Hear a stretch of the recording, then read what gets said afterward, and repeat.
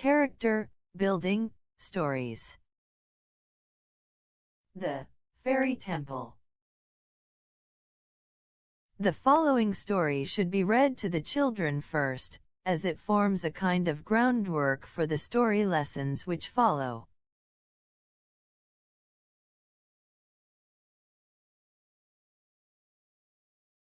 It was night, a glorious moonlight night, and, in the shade of the leafy woods, the Queen of the Fairies was calling her little people together, by the sweet tones of a tinkling silver bell. When they were all gathered round, she said, "My dear children, I am going to do a great work, and I want you all to help me." At this, the fairies spread their wings and bowed, for they were always ready to do the bidding of their queen. They were all dressed in lovely colors, of a gauzy substance, finer than any silk that ever was seen, and their names were called after the colors they wore. "I have determined," said the queen, "to build a temple of precious stones, and your work will be to bring me the material. Rosy Wings," she continued, turning to a little fairy clad in delicate pink, and fair as a rose, "you shall bring rubies. Grass Green," to a fairy dressed in green, "your work is to find emeralds, and Shiny Wings, you will go to the mermaids and ask them to give you pearls." Now there stood near the queen 6 tiny, fairy sisters, whose robes were whiter and purer than any. The sisters were all called by the same name Crystal Clear, and they waited to hear what their work was to be.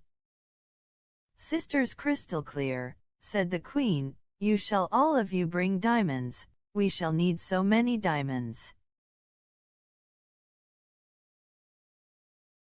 There was another fairy standing there, whose robe seemed to change into many colors as it shimmered in the moonlight, just as you have seen the sky change color at sunset, and to her the queen said, "Rainbow Robe, go and find the opal."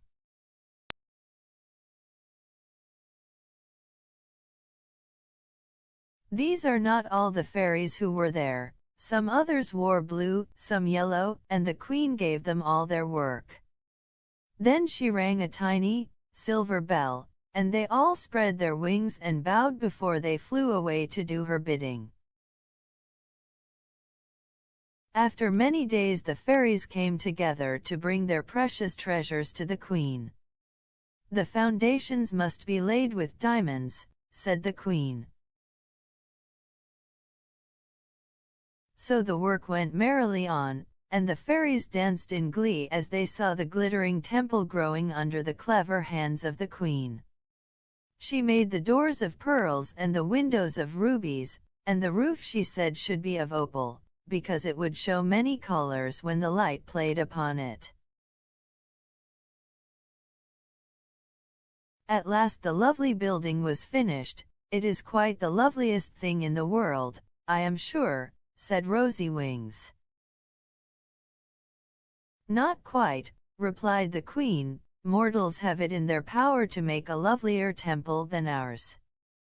"Who are mortals?" asked Shiny Wings. "Boys and girls are mortals," said the queen, "and grown-up people also." "I have never seen mortals build anything half so pretty as our temple," said Grass Green. "Their houses are made of stone and brick." "Ah, Grass Green," answered the queen, smiling, "you have never seen the temple I am speaking of, but it is better than ours, for it lasts forever. Wind and rain, frost and snow, will spoil our temple in time, but the temple of the mortals lives on, and is never destroyed."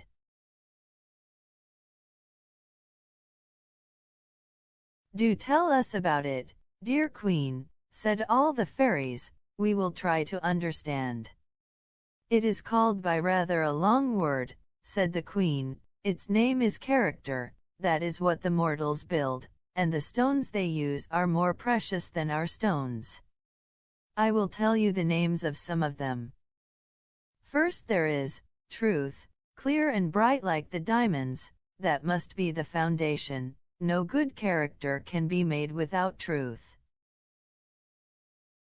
Then the sisters Crystal Clear smiled at each other and said, we brought diamonds for truth.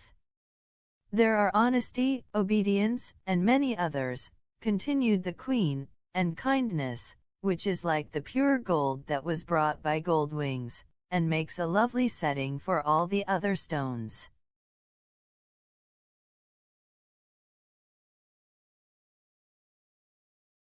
The little fairies were glad to hear all this about the temple which the mortals build, and Goldwing said that she would like above everything to be able to help boys and girls to make their temple beautiful, and the other fairies said the same, so the Queen said they all might try to help them, for each boy and girl must build a temple, and the name of that temple is character.